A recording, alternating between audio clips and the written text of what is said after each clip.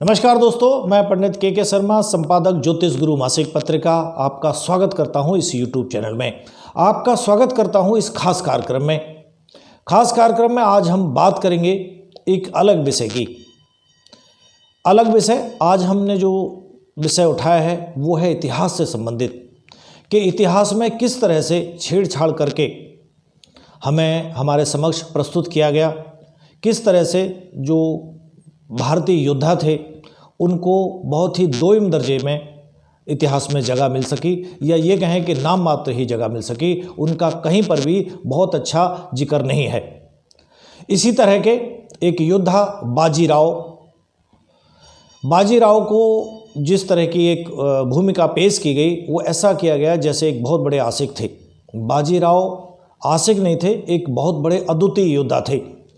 जिस व्यक्ति ने अपनी 20 वर्ष की आयु में ही पेशवाई के सभी सूत्र संभाल लिए हों, सोचने वाली बात है। 40 वर्ष तक की उम्र का जो उनका कार्यकाल था, यानी 20 वर्ष से लेके 40 वर्ष तक की जब उनकी उम्र हुई, तब तक उन्होंने इन 20 वर्षों में 42 युद्ध लड़े और सारे के सारे जीते। यानी वो योद्धा जो सदा अपराजित था, जिसको पराजित नहीं किया जा सका हो, एक युद्ध को, उसके युद्ध को हमारे देश में जगह नहीं मिलती, लेकिन बाहर अमेरिका जैसे राष्ट्र अपने सैनिकों को उसे पाठ्यक्रम के रूप में पढ़ाकर उनका मोटिवेशन करता है। ऐसे परमवीर को आप क्या कहेंगे, आप उसे क्या नाम देंगे?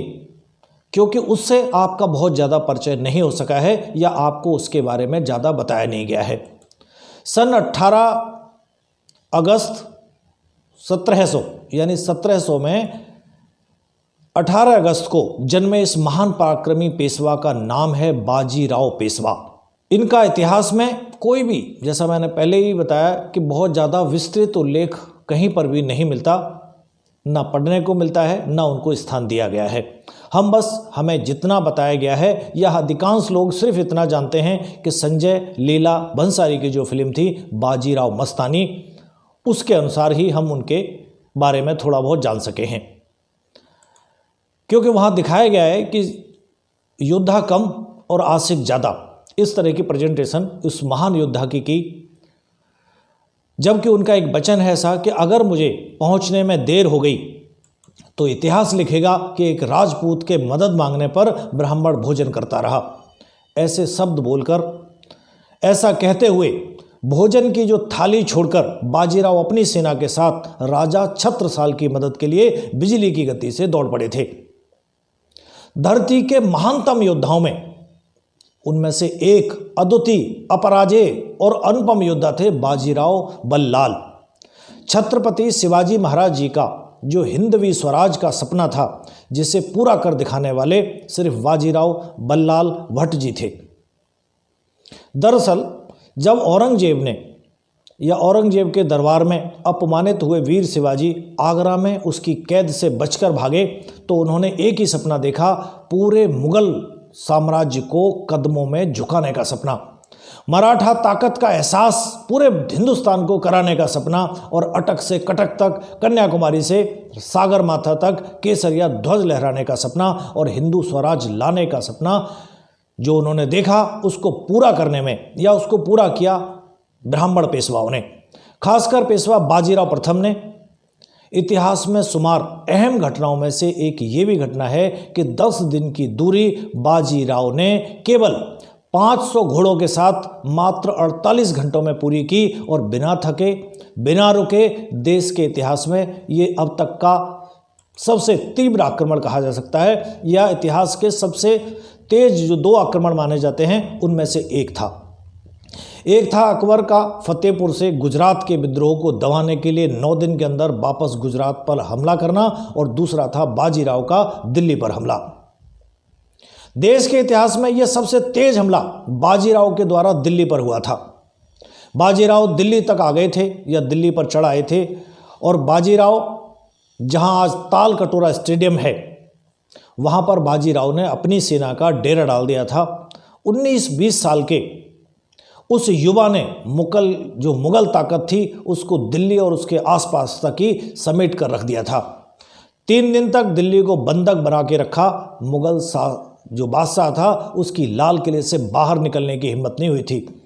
यहाँ तक कि 12वां मुगल बादशाह और औरंगजेब का नाती दिल्ली से बाहर भागने ही वाला था कि उसके लोगों ने बताया कि जान से मार दिए गए तो सल्तनत खत्म हो जाएगी, और वह लाल किले के अंदर ही किसी अति गुप्त स्थान पर या किसी गुप्त तहखाने में छुप कर रह गया था।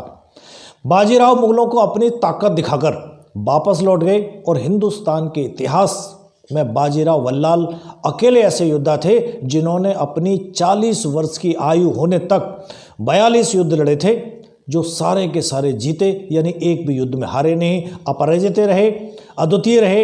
इस बाजीराव ने पहला ऐसा योद्धा था जिसके समय में 70 से 80% भारत पर उनका सिक्का चलता था, यानी कहने का मतलब भारत के 70 से 80% भूभाग पर उनका राज्य था। बाजीराव बिजली की गति से तेज आक्रमण शैली जो थी, करने की कला जो थी, उसमें बहुत ही निपुण थे, जिसे देखकर दुश्मनों के हौसले पस्त हो जाते थे। बाजीराव हर हिंदू राजा के लिए आधी रात मदद करने के लिए सदैव ही तैयार रहते थे। पूरे देश का बादशाह एक हिंदू हो, ये उनके जीवन का लक्ष्य था, और जनता किसी भी धर्म को मानती हो, बाजीराव उसके साथ हमेशा न्याय करते थे। आप लोग कभी अगर बनारस जाएंगे तो उनके नाम का एक घाट वहाँ पर आप पाएंगे, जो स्वयं यानी खुद बाजीराव ने 1735 में बनवाया था। दिल्ली के बिरला मंदिर में जाएंगे तो वहाँ पर आप उनकी एक मूर्ति पाएंगे। कक्ष में भी जाएंगे तो उनका बनाया हुआ आईना महल पाएंगे, और पूना में मस्तानी महल और शनिवार बाड़ा आप वो भी देख पाएंगे। अगर बाजीराव बल्लाल लू लगने के कारण कम उम्र में ना चल बसते तो ना तो अहमद शाह अब्दाली या नादिर शाह हावी हो पाते, और ना ही अंग्रेज और ना ही पुर्तगालियों जैसी पश्चिमी जो ताकतें थीं भारत पर किसी भी सूरत में राज्य नहीं कर पाती। 28 अप्रैल सन 1740 को इस पराक्रमी अपराजित योद्धा, इसने मध्य प्रदेश के सनावद के पास रावेर खेड़ी जगह है, वहाँ पर अपने प्राणों को त्यागा। ऐसे महानतम योद्धाओं से हमारी जो भारत माता है भरी पड़ी है। इस भारत भूमि पर हजारों ऐसे योद्धा हुए हैं जिनको इतिहास में सम्मानपूर्वक जगह नहीं मिली। इतिहास में जो गुणगान हुआ, जो महिमा मंडल हुआ, वो हुआ आक्रमणकारियों का, लुटेरों का। उनका महिमा मंडल पूरी तरह से इतिहास में किया गया, या हमें जो इतिहास हमारे सामने तोड़ मड़ोड़ कर पेश किया गया, उसमें ये साबित करने की कोशिश की गई कि यहाँ के जो योद्धा थे उनको पूरी तरह से ना जगह दी गई, और उनके बारे में अगर कुछ बताया भी गया तो बहुत थोड़े से सूक्ष्म में बता के उनको इत्तिश्री की, और जो लुटेरे थे, जो आक्रमणकारी थे, उनसे पूरी तरह से इतिहास भरा गया, या हमारे सामने ऐसा इतिहास पेश किया गया। चलिए, ऐसी ही कुछ और अन्य जानकारियों को लेकर हम आपके समक्ष समय समय पर उपस्थित होते रहेंगे, जानकारियों से आपको परिचित कराते रहेंगे।